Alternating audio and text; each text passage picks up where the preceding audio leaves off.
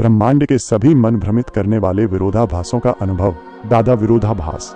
यदि आपके पास time machine होती और आप अपने दादाजी की युवावस्था में वापस जाते तो उनके अचानक घबराने से दुर्घटना में उनकी मृत्यु हो जाती। इसका मतलब है कि आपका अस्तित्व नहीं रहेगा। यदि आप मौजूद नहीं हैं तो आपके दादाजी को कुछ नहीं होगा, लेकिन समय रेखा के अनुसार आप फिर भी जन्म लेंगे और अपने दादाजी को दुर्घटना का शिकार बनाएंगे। यह चक्र दोहराया जाता है। प्रश्न, क्या आपका अस्तित्व है? वैज्ञानिक अनुमान, हम जो भी निर्णय लेते हैं शायद वे एक अलग ब्रह्मांड का निर्माण करेंगे। यदि आप अपने दादाजी के साथ दुर्घटना का कारण बनते हैं तो अन्य ब्रह्मांडों में जो भी परिवर्तन हुए इससे आपकी वर्तमान स्थिति पर कोई प्रभाव नहीं पड़ेगा। सर्वशक्तिमान विरोधाभास। मान लीजिए कि ब्रह्मांड में एक सर्वशक्तिमान सृष्टिकर्ता ईश्वर है। क्या वो एक ऐसा हथौड़ा बना सकता है जिसे वो उठा नहीं सकता? यदि वो बना सकता है तो उसकी शक्ति सीमित है। यदि वो नहीं बना सकता तो वो सर्वशक्तिमान नहीं है। यह विरोधाभास ईश्वर की सर्वशक्तिमत्ता की अवधारणा को चुनौती देता है। यह लोगों को सर्वशक्तिमान की परिभाषा पर पुनर्विचार करने के लिए प्रेरित करता है। हिल्बर्ट होटल विरोधाभास। एक अनंत कमरों वाले होटल में अनगिनत लोग रहते हैं। एक नया मेहमान आता है। हिल्बर्ट मालिक मेहमानों को एक कमरा आगे ले जाने का आदेश देता है। अनंत लंबी बस आती है जिसमें अनगिनत मेहमान होते हैं। हिल्बर्ट मूल ग्राहकों से अपनी कमरा संख्या को दोगुना करने के लिए कहता है। विषम संख्या वाले कमरे खाली किए जाते हैं। बस के सभी यात्री होटल में रुक सकते हैं। यह प्रक्रिया अंतहीन बसों के साथ दोहराई जाती है। हिल्बर्ट बस और होटल के कमरों की क्रम संख्या का उपयोग करके सभी मेहमानों को समायोजित करता है। यह विरोधाभास अनंत की अवधारणा को दर्शाता है। गेंद साझाकरण विरोधाभास। एक ठोस गेंद को सीमित संख्या में टुकड़ों में काटा जाता है। टुकड़ों को घुमाकर और अनुवाद करके दो गेंदें बनाई जा सकती हैं जो मूल गेंद के समान है। यह विरोधाभास गणितीय रूप से मान्य है लेकिन भौतिक दुनिया में नहीं। लेकिन यह आयतन संरक्षण के नियम का उल्लंघन नहीं कर सकता। फिर भी यह विरोधाभास अंतरिक्ष के बारे में मानवता की समझ को ताज़ा करता है और आपको केवल एक वस्तु को 5 टुकड़ों में विभाजित करने की आवश्यकता है। इससे परिवर्तन प्रक्रिया पूरी हो जाएगी। थीसिस का जहाज। मान लीजिए कि आप एक बड़ा जहाज समुद्री यात्रा पर चला रहे हैं। आप समुद्री डाकुओं के एक गिरोह से मिलते हैं। आप और समुद्री डाकू बंदूक की लड़ाई शुरू करते हैं। जीवन मरण के संघर्ष के बाद यद्यपि आपका जहाज बच जाता है लेकिन वो टुकड़ों में भी टूट जाता है।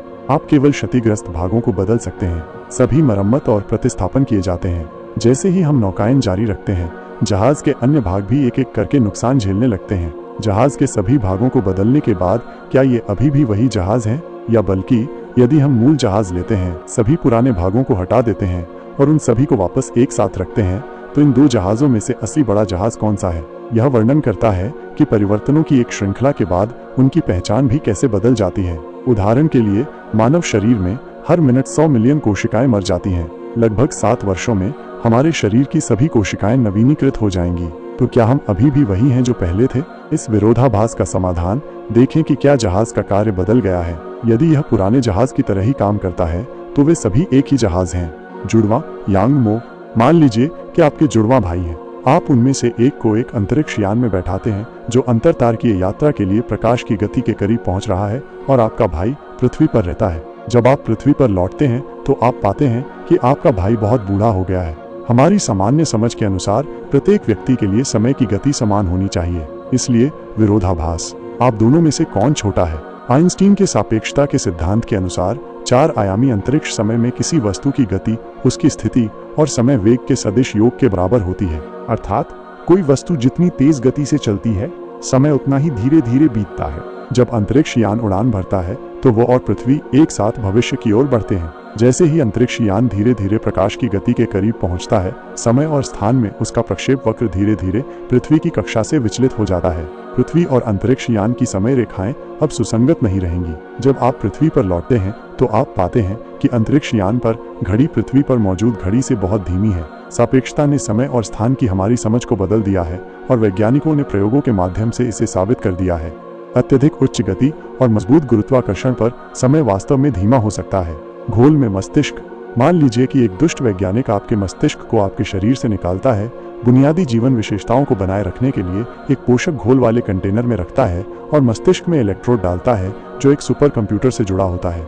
ये कंप्यूटर पूर्व निर्धारित प्रक्रियाओं का पालन करेगा, तंत्रिका अंत के माध्यम से आपके मस्तिष्क को संवेदी संकेत भेजेगा और स्मृति विकल्पों के रूप में दैनिक जीवन स्थितियों में प्रवेश करेगा, जिससे आपको गलती से यह सोचने पर मजबूर किया जाएगा कि इस दुनिया में आप जो कुछ भी महसूस करते हैं वह वास्तविक है।